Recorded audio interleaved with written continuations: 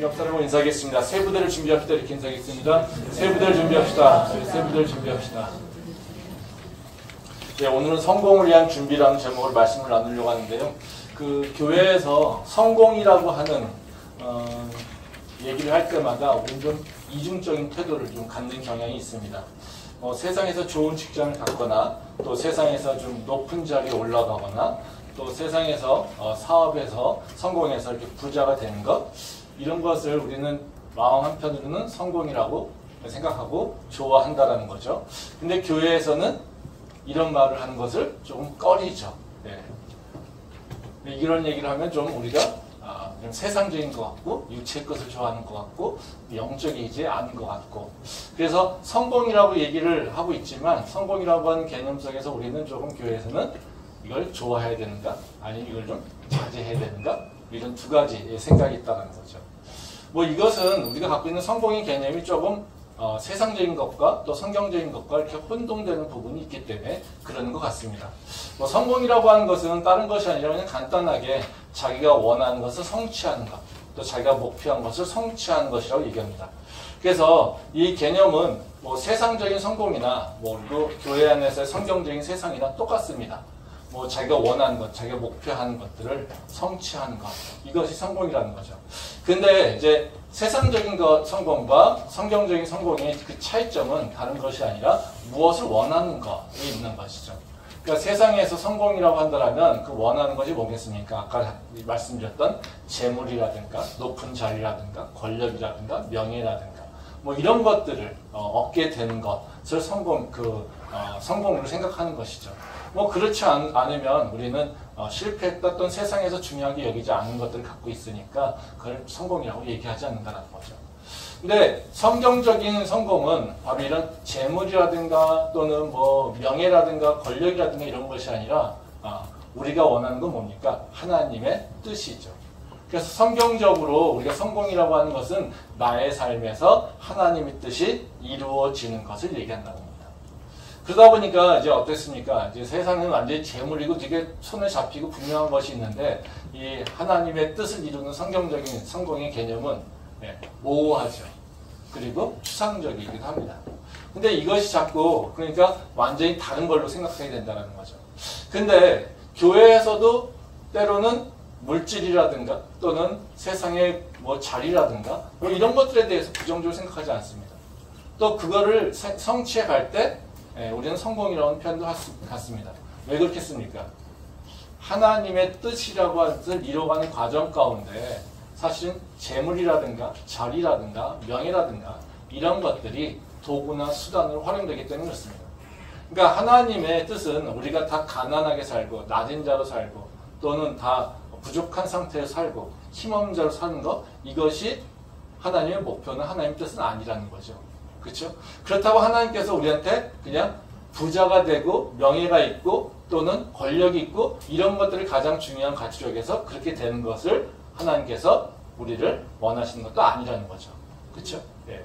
그러니까 하나님께서는 그거보다 더 높은 수준의 바로 그 목표를 갖고 있다는 거죠. 하나님이 이 세상 가운데, 이 세상을 통치하는 가운데 하나님의 뜻이 온전히 이루어지길, 또 하나님의 의가 온전히 이루어지기를 원하시면서 그 방향을 가고 있다는 겁니다.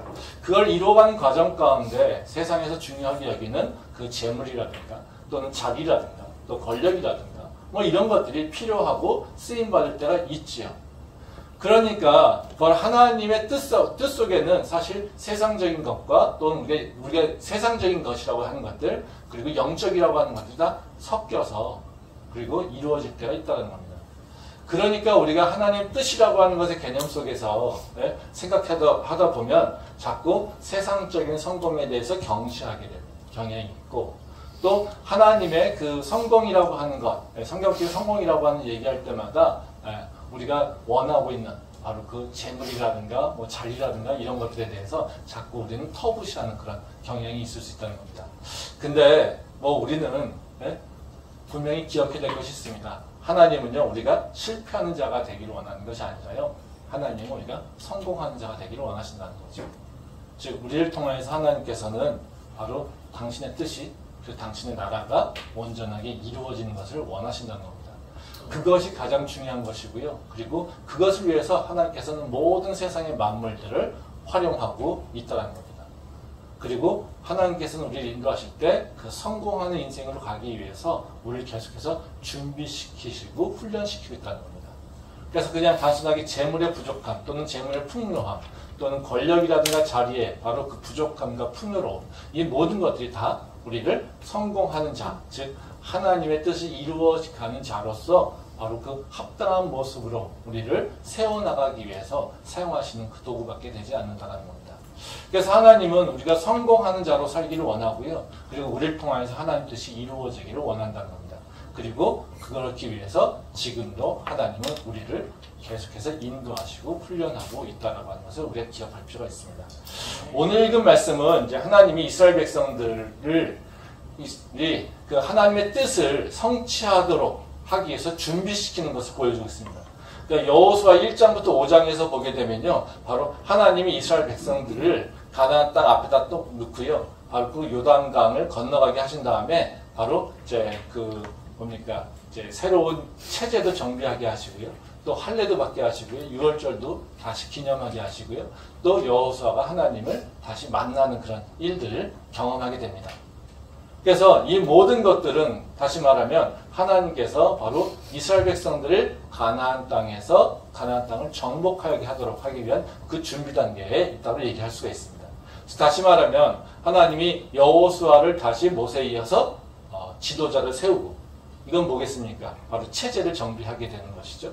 그리고 바로 그 여호수아의 리더십 아래 그 요단강을 건너가게 하시고, 또 거기서 이제 할례를 받게 하시고, 또 거기서 이제 유월절을 기념하게 하시고 하는 이 과정은 다시 말하자면 바로 그 하나님께서 이스라엘 백성들을 가나안 땅으로 들어가게 하는 바로 그 준비하는 그런 과정이라고 얘기할 수가 있습니다.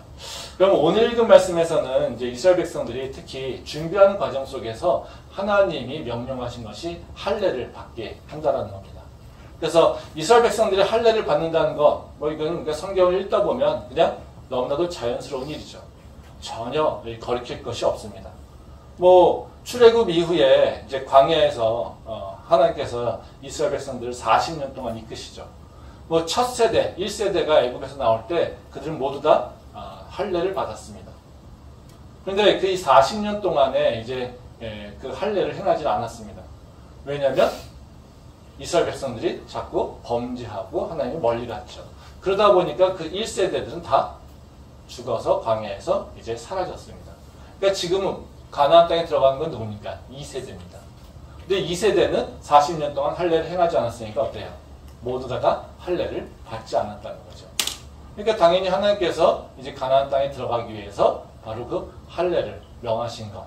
이것은 우리의 입장에서 보게 되면 우리가 그냥 그 성경에서 할례라고 하는 의미를 그냥 막연히 생각해 보면 너무나도 자연스럽고 그냥 별 거침없는, 우리가 걸리지 않는 일이라는 겁니다.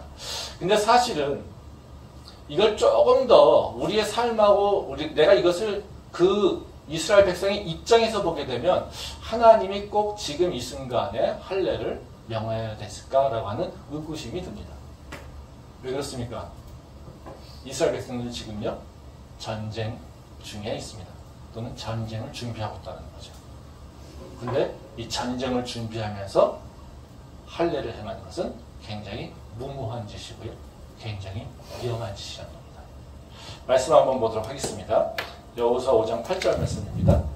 또 그 모든 백성에게 할례 행하기를 마침에 백성이 진중 각 처소에 머물며 낫기를 기다릴 때에, 한 절 더 보겠습니다. 창세기 34장 24절과 25절 말씀입니다. 성문으로 출입하는 모든 자가 하물과 그의 아들 세겜의 말을 듣고 성문으로 출입하는 그 모든 남자가 할례를 받으니라. 제3일에 아직 그들이 아파할 때에 야곱의 두 아들 디나의 오라버니 시므온과 레이가 각기 칼을 가지고 가서 몰래 그 성읍을 기습하여 그 모든 남자를 죽이고. 이 할례라고 하는 것을 해낸 것에 대한 얘기를 하고 있는 건데요. 바로 할례는 다 알다시피 육체에 칼을 내는 거죠. 그러니까 상처를 내는 겁니다. 그 표피를 잘라내는 겁니다. 그러니까 이것이 어때요? 상처를 내는 거기 때문에 그 상처를 내고 나서는 그게 아물도록 기다려야지 된다는 거죠. 이 여호수아 5장에서도 보면 그 상처를 냈기 때문에 어때요? 예, 다 처소에 머물면서 낫기를 기다린다는 거죠. 뭐 다 아시다시피 거동이 불편하지 않습니까? 남자들이. 예, 그러니까 그것이 낫기까지 기다리겠다는 거예요. 근데 이런 상황이 이스라엘 백성들에만 있는 것이 아니라 바로 창세기에서도 있었다는 거죠. 바로 여기 보면 그 디나의 사건이죠. 야곱의 자손 디나가 이 히위족 속에게 바로 성폭행을 당합니다. 그러니까 이 형들이 화가 나죠. 오빠들이 화가 납니다.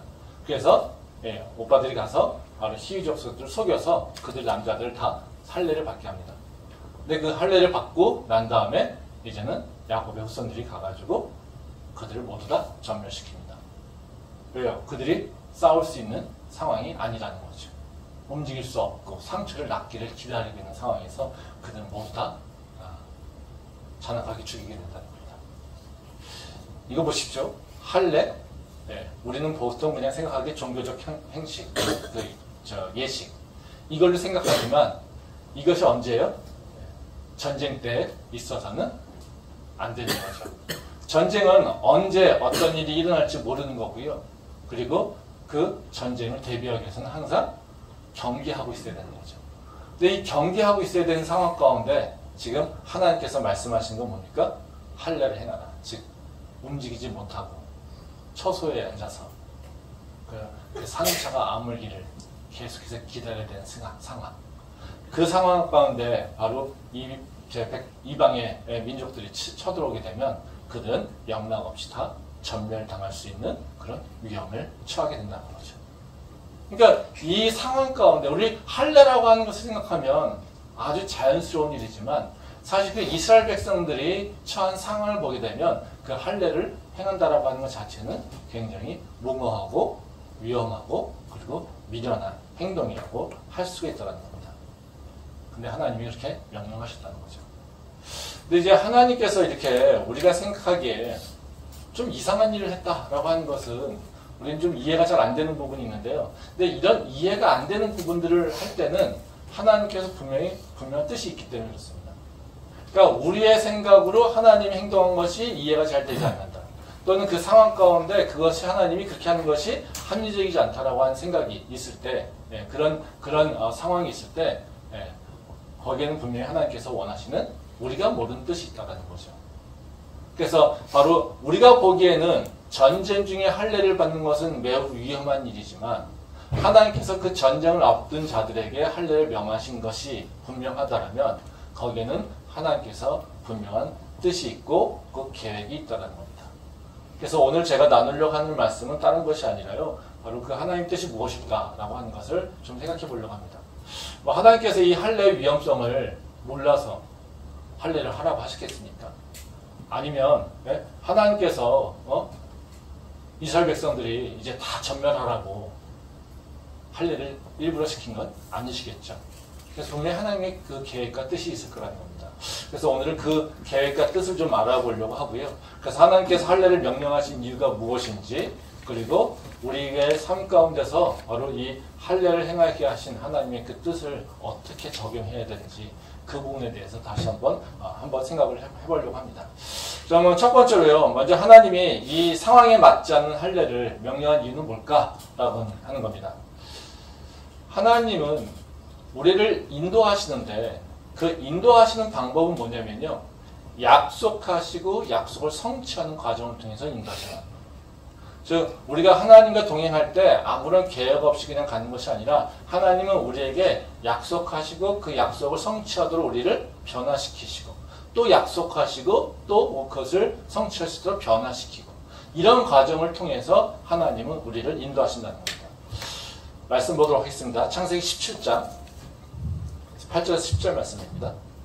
내가 너와 네 후손에게 내가 거류하는 이 땅 곧 가나안 온 땅을 주어 영원한 기업이 되게 하고 나는 그들의 하나님이 되리라. 하나님이 또 아브라함에게 이르시되 그런즉 너는 내 언약을 지키고 내 후손도 대대로 지키리라.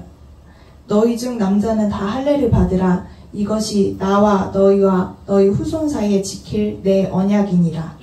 이 말씀은 이제 할례가 어떤 의미를 갖고 있는지를 잘 설명해 주고 있는 그런 말씀입니다. 그러니까 하나님이 아브라함을 부르시고 그에게 하나님을 알게 하고 믿게 하는 믿음을 갖게 하시죠. 그리고 하나님이 아브라함에게 약속하십니다. 가나안 땅을 다 주겠다고. 그리고 그 땅에서 영원한 기업으로 너희가 뭐하는 후손을 주겠다고 약속하십니다. 그리고 그 약속을 확증하는 것, 즉 표시함으로써 하나님께서는 바로 아브라함에게 할례를 명령하신다는 거죠. 그러니까 할례라고 하는 것은 뭡니까? 하나님과 약속한 거라는 것의 증거라는 거죠. 그러니까 하나님과 약속한다라고 하는 것을 내가 증거, 내 몸에다가 새기는 것이 바로 할례라는 겁니다. 근데 하나님은 다시 말하면 그렇기 때문에 내와 너랑 약속했는데 그 약속이 그냥 가짜가 아니라 너랑 나랑 당사자의 약속이 당사자야. 그리고 이 약속은 어떤 거냐면 내가 너에게 이런 계획을 그리고 이런 그 미래에 이런 일들을 행할 거라고 하는 것을 이제 약속하신다는 거예요. 그리고 그 약속을 이뤄가는 과정을 할례를 통해서 이제 시작하게 하신다는 겁니다. 그래서 할례라고 하는 것은 바로 하나님과 약속했다라고 하는 것의 증표고, 그리고 하나님이 이 자를 통해서 당신의 약속을 이루신다라고 하는 약속의 표현이고요. 또 우리는 그 하나님의 약속을 받았기에 나는 할례한 자로서 하나님께 바로 그 충성과 헌신을 다하겠다라고 하는 바로 그 표시를 드러내는 것이 바로 할례라는 겁니다. 근데 문제는 뭡니까? 지금 이스라엘 백성들이 가나안 땅을 약속받아서 애굽에서 나오지 않았습니까? 근데 이제 가나안 땅에 들어가야 됩니다. 근데 지금 가나안 땅에 들어갈 바로 그 이스라엘 백성들의 2세대는 할례를 받지 못한 상황이 있다는 거예요. 그러니까 이 약속을 했는데 그 약속을 지금 들어가는 당사자가 아니라 바로 들어갈 당사자들의 그 부모 세대라는 거죠. 그것은 왜냐면요, 그 부모 세대, 1세대들이 바로 하나님의 그 약속을 잘 이행하지 않았기에 이제 모두 다 죽어버려서 이제는 그 약속이 바로 그 후손들에게 승계되지 않았기 때문에 그렇다는 겁니다. 말씀 한번 보도록 하겠습니다. 여호수아 5장 4절부터 7절 말씀입니다. 여호수아가 할례를 시행한 까닭은 이것이니 애굽에서 나온 모든 백성 중 남자 곧 모든 군사는 애굽에서 나온 후 광야 길에서 죽었는데 그 나온 백성은 다 할례를 받았으나 다만 애굽에서 나온 후 광야 길에서 난 자는 할례를 받지 못하였습니다.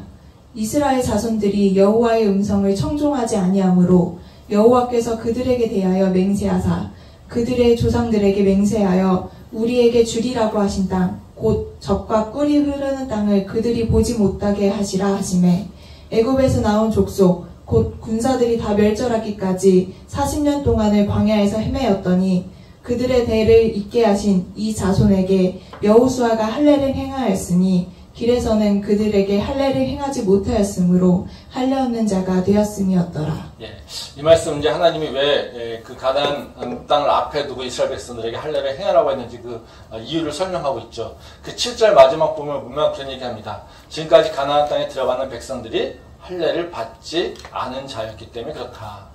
예, 할례가 있어야지 되는데 그들이 할례가 없으니까 그 땅에 들어가기 전에 바로 그들은 모두가 다 할례를 받아야 된다 이런 얘기입니다. 즉 할례가 없어서 그들이 약속의 증표를 갖고 있지 못하기에 바로 그들을 통해서 하나님에서 약속을 이룰 수 없다라고 하는 것을 얘기하고 있다는 거죠. 하나님은 아까도 말씀드렸듯이 우리에게 아무런 계획 없이 우리를 이끌어 가시는 것이 아니라 하나님은 분명히 우리를 향하신 계획이 있으시고요. 그 계획을 우리와 함께 공유하시고요. 그리고 우리와 그것을 약속하시고요. 그리고 그 약속을 따라서 우리가 성취하도록 이끌어 가신다는 거예요. 그래서 우리가 항상 하나님을 기억할 때 뭐를 기억해야 되냐면 바로 하나님과 맺은 약속이 무엇인가를 기억할 필요가 있다는 거예요. 그래서 우리는 그 하나님이 나를 향하신 약속, 우리가 생각하기에는 일반적으로는 소명 또는 사명이라고 하는 표현도 많이 쓰는데요. 바로 그 소명과 사명들 또는 하나님께서 나한테 주셨던 그 약속들, 믿음의 확신들, 이것들을 이뤄가는 것을 통하여서 우리를 이끌어가고 있다는 것입니다. 그러기에 우리는 그 약속을 붙잡고 가는 것이 바로 하나님의 백성된 자로서 마땅히 해야 될 일이고요. 그리고 그 약속을 기억하면서 가는 것이 우리가 해야 될 일이에요. 그래서 우리가 바로 하나님의 인도를 받을 때는 반드시 약속을 기억해야 된다는 것을 다시 한번 보여주고 있습니다. 근데 우리가 이 약속이라고 하는 표현을 보게 되면 우리가 성경적으로 자꾸 혼란하는 부분이 있었죠. 그러니까 우리가 그 약속 가운데는 돈, 재물 이런 것들이 없으니까요. 그래서 우리는 그런 것이 없어도 사실은 하나님은 우리에게 성공적인 삶을 살게 하십니다. 그래서 우리가 하나님 앞에 설 때, 우리가 하나님 뜻을 온전히 이룰 때 하나님은 우리를 성공한 사람으로 평가하신다는 거죠. 말씀 한번 보겠습니다. 에베소서 말씀입니다. 에베소서 1장 4절 말씀입니다. 곧 창세전에 그리스도 안에서 우리를 택하사 우리로 사랑 안에서 그 앞에 거룩하고 흠이 없게 하시려고. 네, 한 절 더 보겠습니다. 요한복음 19장 30절 말씀입니다. 예수께서 신 포도주를 받으신 후에 이르시되 다 이루었다 하시고 머리를 숙이니 영혼이 떠나가시니라. 네. 그러니까 하나님이 예수님을 평가할 때 어떻게 평가하실까? 성공한 인생이었을까? 아니면 실패한 인생이었을까? 어떤 거겠습니까? 당연히 성공한 인생이죠. 왜 그렇습니까? 하나님의 계획하신 모든 것들을 바로 예수님께서 성취하셨기 때문에 그렇습니다. 이 말씀에 보면 에베소서 1장 4절 말씀에 보면 그런 얘기 하시죠. 곧 창세전에 그리스도 안에서 우리를 택하사 우리로 하여금 우리로 사람 안에서 그 앞에 거룩하고 흠이 없게 하려 하시려고. 즉 하나님께서 우리를 어떻게 해요? 그리스도 안에서 택하사 예수 그리스도의 십자가를 통하여서 우리의 모든 일을 사하시고 우리를 하나님의 자녀로 이제 삼으시겠다라고 하는 약속을 창세전부터 하셨죠. 그렇죠? 예. 근데 그 일을 이제 이루시기 위해서 예수님께서는 하늘에 계신 것이 아니라 바로 하나님과 동등하시지만 그 동등됨을 주장하지 아니하시고 이 땅의 낮은 자, 인간의 모습으로 내려오셔서 바로 그 모든 일을 이루신다는 거죠. 그래서 요한복음 마지막에 보면 바로 이 말씀은 예수님이 십자가에서 죽기 전에 하신 말씀입니다. 근데 그 예수님이 십자가에 죽으시면서 하시는 말씀이 뭐겠습니까? 여기 보면 그 신포도주를 받으신 후에 이르시되 다 이루었다 하시고 머리를 숙이니 영혼이 떠나가시니라. 즉 영혼이 떠나가기 전에 예수님께서 하신 말은 뭡니까? 다 이루었다 이거죠. 즉 하나님이 주신 사명 또는 하나님의 그 계획들 이 모든 것들을 예수님께서 다 이루셨다라고 하는 것을 얘기하고 있어요. 그러니까 우리가 성공이라고 하는 개념을 생각할 때 우리가 반드시 좀 기억해야 될 부분이 있습니다. 하나님이 계획하신 것, 하나님께서 나를 향하신 일들, 그리고 하나님께서 나를 통해서 이루려고 하는 것들, 이런 것들을 우리가 좀 기억할 필요가 있습니다. 그래서 우리가 성공이라고 하는 개념 속에서 계속해서 세상 속에 있는 개념으로 흘러가게 되면 우리는 어떻습니까? 세상 사람들과 별 차이가 없어요. 그것이 아니라 우리가 진짜로 성공하는 인생을 살고 싶다면 하나님께서 나에게 어떤 것을 원하실까? 또 하나님께서 나를 통해서 이루시려고 하는 것이 무엇일까? 라고 하는 것을 먼저 생각해 볼 필요가 있다는 거예요. 그래서 지금 이스라엘 백성들에게 지금 약속을 상기시키는 것은 뭡니까? 할례를 통해서. 바로 넌 나하고 약속을 맺었어. 그래 너는 가나안 땅에서 살아가는 것은 그 내 약속을 성취하며 살아가야 되라고 하는 것을 다시 한번 상기시키고 있다는 거예요. 그래서 우리가 세상에서든 성공하고 살기 위해서는 우리가 먼저 해야 될 일은 뭐냐면요. 하나님과 맺은 약속을 기억하는 겁니다. 하나님께서 나를 향하신 그 계획과 뜻이 무엇일까를 다시 한번 기억하는 겁니다. 그것을 놓쳐버리게 되면 우리는 성공하는 인생으로 가지 못한다는 거죠. 그래서 지금 그 가나안 땅에 들어가기 전에 하나님께서 바로 그 할례를 행하라고 하신 것. 그 이유는 바로 그 가나안 땅을 앞에 두고서 바로 약속받은 자라고 하는 것을 이스라엘 백성들에게 다시 환기시키고 있다는 거예요.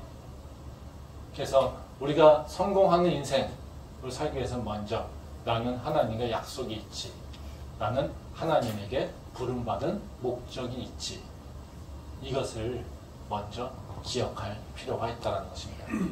그래서 우리가 살면서 기도의 제목 많지 않습니까? 우리 삶의 현장에서 보게 되면 부족한 것도 많고요. 이루어야 될 것도 많고요. 또 뭔가 이렇게 가져야 되고 소유돼야 될 것도 많지 않습니까? 그거 되게 중요합니다. 근데 그 과정 가운데 앞에서 분명히 다시 한번 우리를 돌아볼 필요가 있습니다. 바로 이런 것들이 바로 하나님의 약속인가? 이런 것들이 바로 하나님과 나하고 어떤 관계 속에서 이것들을 이해해야 될 것인가? 먼저 그 일을 좀 살펴볼 필요가 있다는 것이죠. 우리가 부족한 것만을 채우는 것, 이것은 바로 우리가 살아가는 삶의 방식이 아닙니다. 그리고 우리가 부족한 것을 채우는 방식으로 하나님께서 우리를 이끌어가지 않으십니다. 하나님은 뭐예요? 그런 것을 넘어서 우리를 향하신 계획이 이미 있으시고요. 그 계획을 이끌어가고 있다는 것입니다. 그래서 그것에 먼저 관심을 가져야 되는 것. 이것이 바로 우리가 성공을 위한 첫 번째 준비 단계라고 하는 것을 기억할 필요가 있습니다. 그러면 두 번째로 우리가 이제 어떻게 하나님의 약속이 성취할 것인가, 이 부분도 좀 생각을 좀 해볼 필요가 있겠죠. 먼저 하나님의 약속이 뭔가를 살펴본 다음에요, 우리가 해야 될 일은 뭐냐면요, 바로 나의 모습을 다시 한번 돌아볼 필요가 있다는 거예요. 이게 되게 중요한데요. 사실 우리가 뭔가를 이루려고 하는 계획이 있고요, 소망이 있어요. 그러면 뭐부터 봅니까? 그것을 봅니다. 내가 갖고 싶어 하는 것, 내가 이루려고 하는 것, 이것들에 집중해서 본다는 거죠. 근데 하나님은요, 그것보다 너 자신을 봐, 이것을 요구하고 있다는 거예요. 말씀 보도록 하겠습니다. 신명기 10장 15절부터 16절 말씀입니다. 여호와께서 오직 내 조상들을 기뻐하시고 그들을 사랑하사 그들의 후손인 너희를 만민 중에서 택하셨음이 오늘과 같으니라. 그러므로 너희는 마음에 할례를 행하고 다시는 목을 곧게 하지 말라. 이제 이 말씀은 이제 하나님께서 가나안 땅에 들어갈 애굽 백성들에게 그 2세들에게 하는 그 말입니다.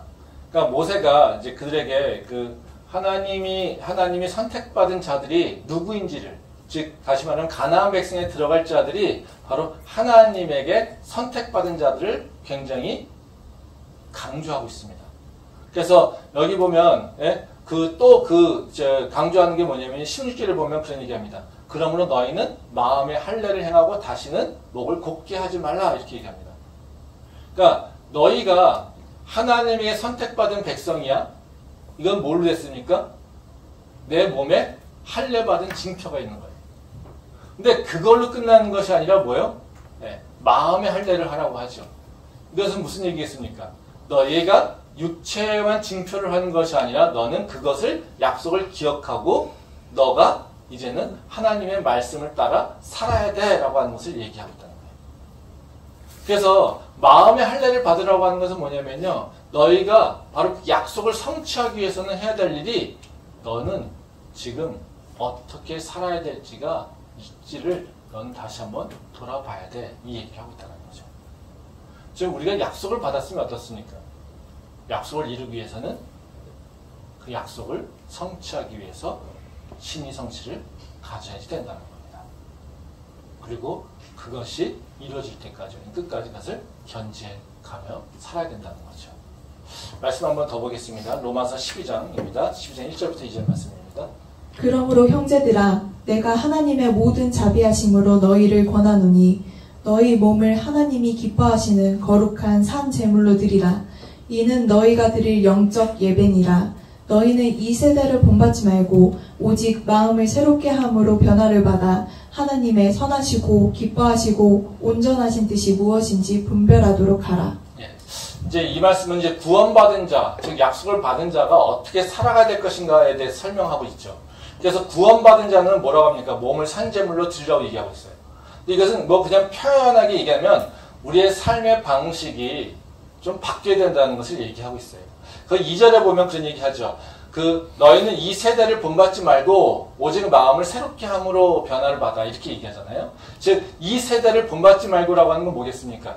세상의 삶의 방식, 너가 세상에서 너 몸에 익숙해져 있던 삶의 방식, 네가 약속을 받기 전에, 즉 구원받기 전에 너 몸에 배어있던 삶의 방식, 이 방식에 따라 살아가는 것이 아니라 바로 너의 마음을 새롭게 하여서 바로 하나님의 선하시고 기뻐하신 그 뜻이 무엇인지를 생각하면서 행동해, 이것을 얘기하고 있다. 그러니까 다시 말하면 우리가 약속을 이루기 위해서는 뭐예요? 내 모습이 변해가야 된다는 거예요. 그러니까 우리가 생각하기에 하나님께서 우리에게 은혜를 주시고 하나님께서 우리를 인도하시잖아요. 그러면 우리는 생각에는 그냥 하나님 앞에 그냥 가만히 있으면 하나님 나를 그냥 딱 들어서 저쪽 다른 곳으로 딱 옮겨 놓을 것으로 생각하거나 기대하는 경향이 있다라는 겁니다. 그래서 내가 지금 가난해요. 예. 그러면 내가 열심히 기도하고 있으면 하나님께서 나한테 돈을 줘서 이제 내 가난이 그냥 없어져서 가난 없는 자의 모습으로 딱 옮겨가고, 내가 뭔가 어떤 자리가 없어서 지금 헤매고 있으면 내가 딱 하나님께서 나를 그냥 난 가만히 있는데 내 머리를 딱 들어서 새로운 자리로 딱 옮겨주시는 것, 이런 걸로 생각하고 있다는 거예요. 근데 하나님은 그렇게 행동하지 않으세요. 하나님이 어떻게 하십니까? 너부터 변화해, 이것을 얘기합니다. 너부터 바뀌어야 돼, 이렇게. 우리는 가질 것에 목표를 두고 그것에 집중해서 살아요.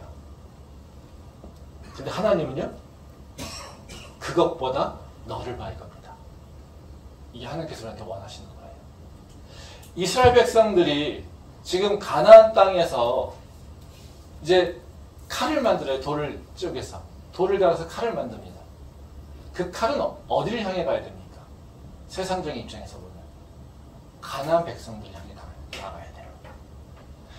가나안 백성들을 어떻게 잘 싸워서 이길 수 있는지, 그들을 이길 수 있는 무기를 어떻게 만들 것인지, 어떤 칼을 준비해야 되는지,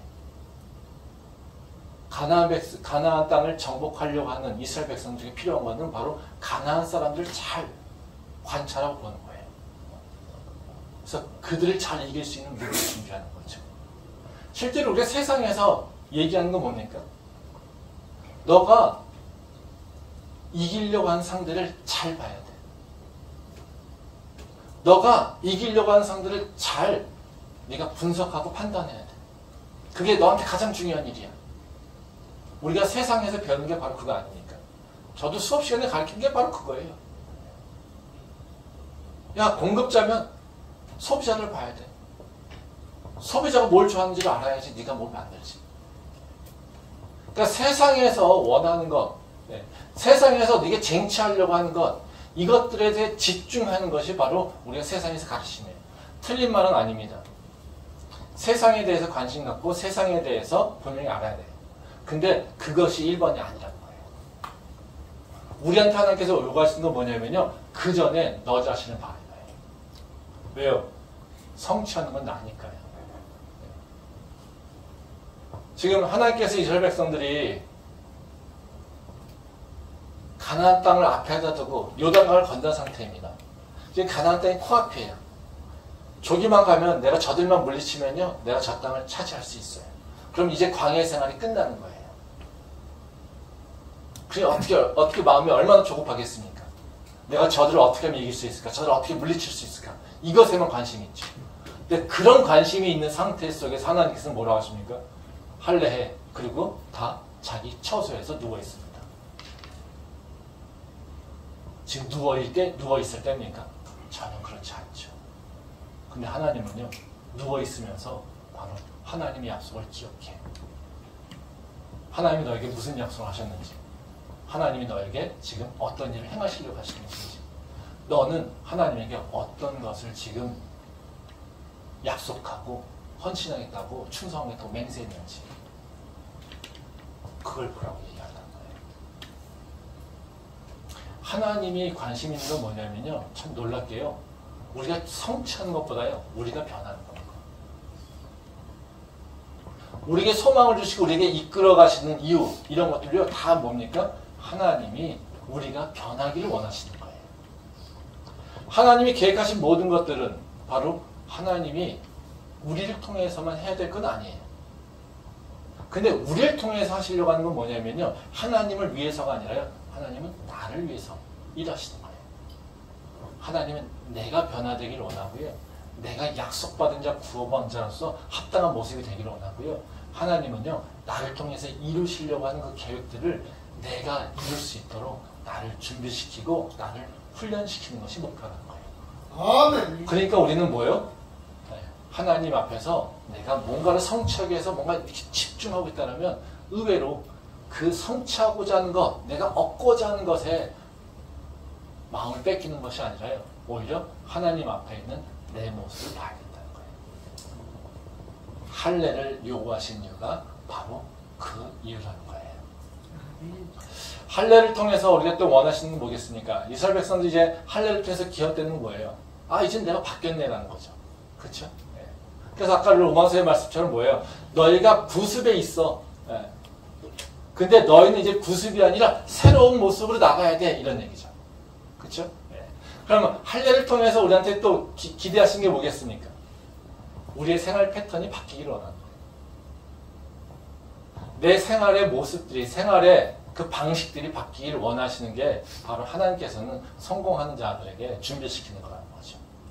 할례를 받고 아무 생각 없이 있었겠습니까? 아, 나는 하나님에게 무슨 죄를 졌지? 하나님에게 어떤 모습이 부족할까? 아, 내가 하나님께서 기뻐하시고 또 하나님께서 그 약속하는 것을 내가 성취하기 위해서는 어떤 모습으로 나가야 될까? 이것을 생각하고 있겠죠. 그렇죠? 그리고 이제 새로운 삶의 패턴을 나가려고 하겠죠. 내 몸이 바뀌었으니까 어떻게 해요? 네, 내가 새로운 모습으로 살려고 하는 것이 당연히 일어나야 된다는 거죠. 세상에서도요, 성공이라고 하는 것에 대해서 어떻게 성공할 것인가에 대한 얘기를 되게 많이 하죠. 왜냐하면 서점 가보십시오. 네, 성공을 위한 책들이 엄청나게 많습니다. 근데 그 성공에 대한 얘기를 세세하게는 좀 다르지만요, 그 성공하는 것에 대해서 얘기할 때마다 항상 나오는 얘기가 있습니다. 습관입니다. 그쵸? 뭐 성공한 사람의 7가지 습관. 너무 유명한 책이죠. 뿐만 아니라요, 뭐 공부를 하든 뭘 하든지 간에 성취하고 성공하는 것과 관련돼서 항상 얘기하면요, 뭘 합니까? 네, 너 습관을 바꿔 이럽니다. 너가 생각하고 행동하는 습관을 바꿔 이럽니다. 하나님께서 우리한테 할례라고 하는 것을 통해서 너의 삶의 충격 또는 그 하나의 어쨌든 쉼표를 찍게 하시는 것은요, 뭐냐면요, 우리가 이제 계속 가던 길로 가는 것이 아니라요, 이제 너가 새로운 삶의 모습으로 바뀌기를 원하신다는 거예요. 그래서 우리 삶의 패턴이 바뀌기를 원하신다는 거예요. 그래서 우리는 뭔가 하나님과 만났을 때 이제는 우리는 새로운 믿음의 결단이 있지 않습니까? 이렇게 살아야지. 다시 말하면 아까 모세가 신명기를 통해서 얘기하는 것처럼 우리가 마음의 할례를 받아야지. 그래서 우리는 새로운 모습으로 나가야지라고 하는 믿음의 결단이 있지 않겠습니까? 그 믿음의 결단을 이제 내 삶으로 이끌어와서 내 삶에서 안착할 수 있는 것을 우리는 생각하고 고민해야 된다는 거예요. 그래서 그것을 고민해 보라고 하나님께서는 너의 모습을 먼저 봐. 너가 어떻게 살고 있는지, 너가 지금 무엇을 향하고 있는지, 너가 지금 어떤 습관으로 가지고 있는지, 어떤 패턴으로 세상 것에 대해서 반응하고 있는 것인지 너의 모습을 봐. 그리고 그 모습이 하나님의 말씀과 합당한 것인지 스스로를 다시 한번 돌아봐라. 이런 의미에서 하나님께서 이렇게 할례를 원하신다는 거예요. 그래서 우리는 할례를 통해서 성공하려면요, 기존의 모습에서 이제는 새로운 모습으로 나가기 위한 나를 돌아보는 시간을 가져야 된다는 겁니다. 그게 성공하고 성취하는 바로 그 첫 번째 스텝이라고 하는 것을 우리가 꼭 기억할 필요가 있습니다. 그러면 마지막으로요. 그러면 우리가 이제 계속해서 삶의 그 할례라고 하는 것이 어쩌면 우리한테 충격이잖아요. 그렇죠? 근데 이 충격이라고 하는 것 중에서 새로운 삶으로 방향성을 틀어야 된다는 거예요. 근데 그럼 이 방향성을 어떻게 틀어 나갈 것인가? 이 부분이 되게 중요하겠죠. 그러니까 하나님께서 우리한테 어떤 방향성을 기대하실까? 어떤 방향으로 나가기를 원하실까? 우리 이걸 좀 살펴볼 필요가 있다는 거죠. 우리가 습관이라고 하는 것 또는 삶의 패턴이라고 하는 것도 분명히 목적이 있고요. 그것을 이루어가는 그 과정들이 엮여져 있는, 구성되어 있는 것이 바로 우리 습관 또는 삶의 패턴이죠. 그래서 그 삶의 패턴 속에서는요, 바로 그 계속해서 하나로 흘러가는 바로 그 중심적인 바로 힘이 있다는 거예요. 그 중심적인 힘이 무엇인지를 우리가 좀 잘 구분해야 된다는 거예요. 그래서 내 삶에 있어서 내 삶의 습관 또는 나의 삶의 패턴을 결정하는 중심적인 힘은 무엇인가를 기억하고요. 그 힘들을 계속해서 유지해 나갈 수 있어야지 이것이 내 삶에서 안착된다는 거예요. 그러니까 습관이라고 하는 것은 하루아침에 생기진 않지 않습니까? 습관은 어때요? 뭔가 변화의 방향성이 틀어지고요. 그 변화가 계속해서 반복되어야지 된다는 거예요. 그러려면요, 어떤 일이 일어나야 되냐면요, 그 변화의 방향성이 틀린 것뿐만 아니라 계속해서 이 변화의 방향성을 갈 수 있도록 내가 스스로 내 동력을 만들어줘야지 돼요. 그러니까 내가 나를 움직이는 동력을 계속해서 만들어주지 않으면 내가 그 아무리 믿음이 있다 하더라도요. 또한 아니면 충격적으로 뭔가 있어서 그것을 변화하겠다라고 결단했어도요. 그것은 그냥 작심삼일밖에 되지 않습니다. 그러니까 그 어떤 변화를 만들기 위해서는요. 내가 계속해서 나에게 그 변화를 유지시킬 수 있는 동력이라고 하는 것들을 나한테 주어야지 된다는 거죠.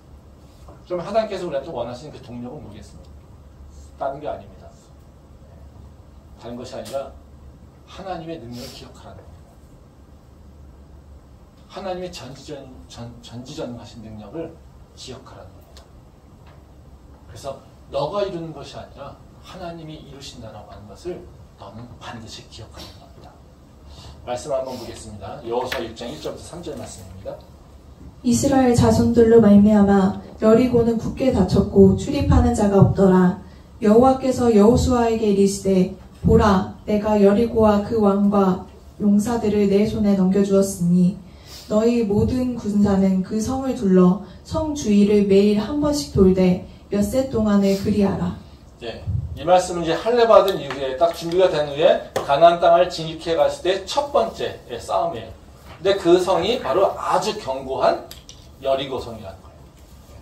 근데 여리고성 전투를 갖고 있는데 이 여리고성 전투가 어때요? 굉장히 독특해요. 우리가 성을 무너뜨리려면 어때요? 이 성을 진격해서 뭔가 힘을 다해야 되는 거죠. 근데 여리고성은 어떻게 무너집니까? 믿음으로 무너졌다고 하죠. 그렇죠? 근데 믿음이 뭐예요? 아 진짜 어이없는 일이죠. 예. 하나님께서 이스라엘 백성들에게 야 제사장들은 양나팔을 들고 법궤를 들고 모든 백성들은 그 제사장들을 따라 여리고성을 돌아. 6일 동안은 한 번만 돌아. 그리고 나팔만 불어. 네, 이겁니다. 그리고 7일 동안 7일째 되는 날 양광나팔을 들고 7번을 돌아. 그리고 7번째 바퀴에 돌 때는 바로 양광나팔이 불러지게 되면 바로 모든 백성들이 소리를 질러. 그러면 무너질 거야. 이게 별게 아닌 것 같죠? 근데 이걸 이루려면요.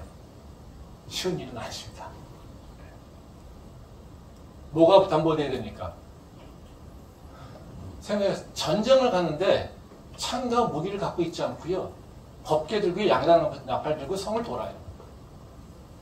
그러면 이들을 보호할 수 있는 존재는 장비는 없어요. 우리는 그냥 여리고성 돌면 되겠죠. 근데 성에는 그냥 아무도 없습니까? 아니요. 아니잖아요.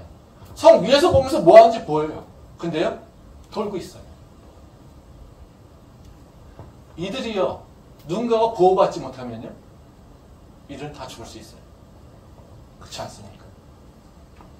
또, 이들이요, 뭐에 따라야 됩니까? 제사장, 즉, 제사장들의 이끄심을 따라가야 돼요. 이들이 법궤를 따라서 간다라고 하는 것은 다른 것이 아니라 바로 하나님의 말씀을 기억하며 가는 것이죠. 이 7바퀴, 7일째 돈다는 것이 우리는 되게 쉬운 일인 것 같지만요. 이게 쉬운 일은 아닙니다. 뭐가 없으면요. 하나님이 보호하시고 하나님이 이루신다는 일이 라는 확신이 없으면요. 절대로 이것을 해나갈 수 없다는 거죠. 그러면 하나님께서 왜 이것을 이스라엘 백성들에게 명령하시겠습니까? 다른 것이 아닙니다. 가나안 땅에 들어가는 것은 네 능력으로 가는 것이 아니라 내 능력으로 가는 겁니다. 너가 승리하는 것은 너의 능력이 아니라 내 능력으로 하는 거예요. 너가 성공하고 성취하는 것은 네 능력으로 하는 것이 아니라 네 열심으로 하는 것이 아니라 내 힘으로 내 능력으로 하는 거예요. 아멘. 그러니 너가 해야 될 일은 뭐냐면 바로 나에게 집중하는 거예요. 이것을 얘기합니다. 그래서 끊임없이 하나님에게 집중하고 하나님을 의지하고 하나님을 신뢰하고 그것을 계속해서 기억하면서 그 믿음의 행동들을 한 걸음 한 걸음 나갈 때 우리한테 그 믿음의 행동들이 내 삶으로 들어와서 습관이 되고 패턴이 돼서 우리는 가나안 땅에 들어가서도 성공한 이후에도 하나님의 말씀을 따라 살아가게 된다는 거죠. 말씀 한번 보도록 하겠습니다. 마지막입니다. 사무엘상 17장 45절부터 47절 말씀입니다. 다윗이 블레셋 사람에게 이르되 너는 칼과 창과 단창으로 내게 나아오거니와 나는 만군의 여호와의 이름 곧 네가 모욕하는 이스라엘 군대의 하나님의 이름으로 내게 나아가노라. 오늘 여호와께서 너를 내 손에 넘기시리니 내가 너를 쳐서 내 목을 베고 블레셋 군대의 시체를 오늘 공중의 새와 땅의 들짐승에게 주어 온 땅으로 이스라엘에 하나님이 계신 줄 알게 하겠고 또 여호와의 구원하심이 칼과 창에 있지 아니함을 이 무리에게 알게 하리라. 전쟁은 여호와께 속한 것인즉 그가 너희를 우리 손에 넘기시리라. 이 말씀은 이제 다윗이 골리앗과 싸우러 가는 장면이죠. 너무나 유명한 얘기입니다. 근데 여기 보면 우리의 믿음의 행동이 어떤 것인지를 다 보여주고 있어요. 여기 보면 뭐라고 합니까? 다윗이 블레셋 사람들에게 이르되 너는 칼과 창과 단창으로 내게 나와. 뭐라고요? 너희들의 삶의 방식은 칼과 창과 단창으로 내게 나와서 싸우려고 하는 거야. 이렇게 얘기를 하고 있어요. 근데 나는 그 칼과 창과 단창으로 너희와 싸우지 않아. 나는 뭘로 나가냐면 바로 여호와의 이름으로 난 너에게 나가는 거야. 즉 싸우는 게 틀리죠. 세상은 뭐라고 합니까? 칼과 창과 단창을 들고서 우리에게 싸우라고 한다는 거예요. 그것이 세상의 구습이에요. 근데요, 하나님의 구원받은 백성은 그냥 뭘로 싸웁니까? 여호와의 이름, 그 전능하신 이름을 가지고 싸운다고 얘기합니다. 그래서 전쟁을 하는데 저들은 칼과 창과 단창을 들고 나와서 우리를 죽이겠다고 하는데 우리는요, 그 칼과 단창이 아니라 뭐예요? 여호와의 이름을 들고 나온다는 거예요. 그러면 우리가 그 칼과 창과 단창 앞에서 그 칼을 들고 있지 않고 바로 나갈 수 있는 이유, 대항할 수 있는 이유 뭐겠습니까? 다윗이 이렇게 고백하지 않습니까? 47절에 보면 여호와의 구원하심이 칼과 창에 있지 않음을 이 우리가 다 알게 할 거예요. 하나님께서 구원하시는 것은 바로 내 손에 든 칼과 창이 아니야. 하나님의 구원은 내가 어떤 무기를 갖고 있느냐 이거에 달려있지 않아. 이것을 하나님께서는 하나님께서는 우리가 알기를 원하신다는 거죠. 지금 여리고성도 왜 칼과 창을 들고 나가라고 하지 않습니까? 오히려 질서정연하게 바로 그 제사장의 입금에 따라서 그 말씀에 따라서 살라라고 하는 이유, 그 여리고성을 돌라라고 하는 이유 다른 것이 아닙니다. 여리고성이 무너지는 것은 그들의 무력이 있는 것이 아니라 여호와의 이름이 있기 때문에 그렇다는 것입니다. 우리가 세상에서 살아갈 때 우리랑 똑같은 모습으로 세상 사람들과 경쟁합니다.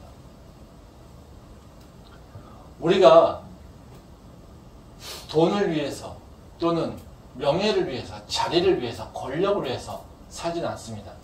그렇지만요, 우리가 하나님의 뜻을 드러내기 위해서는 때로는요, 우리는 재물을 놓고도 경쟁할 때도 있고요, 자리를 놓고 경쟁할 때도 있고요, 그리고 명예를 놓고 경쟁할 때도 있습니다. 세상은요, 바로 그것들을 얻기 위해서 그들이 갖고 있는 여러 가지 바로 모든 수단과 도구를 다 사용합니다. 우리는 세상이 얘기하고 있는 바로 그 모든 도구들을 대항을 해야지 우리는 그들과 싸워서 경쟁할 수 있어요. 즉 블레셋의 장수 골리앗이 엄청난 힘으로 칼과 창과 그 단창을 들고 나와서 바로 그 이스라엘 백성들을 두렵게 한 것처럼 우리도 어쩌보면 바로 그 세상을 나가서 바로 하나님 뜻을 이루겠다고 할 때 우리가 직면하는 첫 번째 것은요, 바로 골리앗과 같은 세상이죠. 골리앗과 같이 너무나도 힘이 세고 우리가 갖고 있지 못한 무기들을 가지고 있고 우리가 할 수 없는 바로 그 무모한 것들도 다 할 수 있는 바로 그 모습들, 우리는 그 모습들을 직면하게 됩니다. 그럼 우리가 어떻게 싸우겠습니까? 무엇을 이기겠습니까? 그들 그들과 똑같이 칼을 들고 창을 들고 싸워서 이기겠습니까? 하나님께서 우리한테 그걸 원하지 않는다는 거죠. 하나님은 창, 칼, 바로 세상이 싸움의 도구로 생각하는 것들을 우리에게 요구하지 않습니다. 우리에게는요, 믿음을 요구하신다는 거예요. 여호와의 이름이, 하나님의 그 전지전능하심이 우리를 구원하신다라고 하는 그 믿음을 하나님께서는 우리가 갖기를 원하신다는 거예요. 그거 이기기를 원하신다는 거예요. 이 모습은요, 그냥 하루아침에 생기지 않습니다. 어떻게 해요? 믿음의 삶이 내 안에 차곡차곡 쌓여서 내가 믿음으로 모든 것들을 살아가려고 하는 모습들, 그것이 내 삶에 배어 있어야 된다는 거죠. 사도 바울이 고백하고 있지 않습니까? 내가 예수 그리스도와 함께 십자가에 못 박혔나니 이제는 내가 사는 것이 아니라 내 안에 있는 예수를 믿는 믿음으로 산다고 하지 않습니까? 내가 사는 것이 아니라고 하는 것은 바로 세상의 모습에, 세상에서 배웠던 그 모습으로 살아가는 것이 아니라 이제는 내가 약속받은 자로서, 구원받은 자로서 나를 온전케 하시는 그 예수님을 믿는 믿음의 방식으로 살아갈 거야. 이것을 바로 고백하고 있는 것이 십자가와 함께 못 박혔다라고 얘기하고 있다는 것입니다. 그렇게 우리도 똑같이 예수님과 함께 십자가에 못 박힌 자입니다. 그러게 우리는 세상의 방식이 아니라 하나님의 방식으로 우리는 살아가야 됩니다. 네, 하나님께서 우리한테 요구하시는 건 다른 것이 아니라 그 하나님을 향한 믿음, 하나님이 바로 우리를 승리케 하신다고 하는 그 믿음, 하나님이 세상을 이기신다는 그 확신, 그 확신이 우리 가운데 견고하게 있어야 된다는 것입니다. 바로 우리가 성공을 위해 준비해야 될 것은 바로 그 확신일 것입니다. 그 확신 가지고 이제는 하나님이 기뻐하시는 그 뜻을 이뤄가는 성공하는 우리 모두 될 수 있기를 소망합니다. 기도하겠습니다.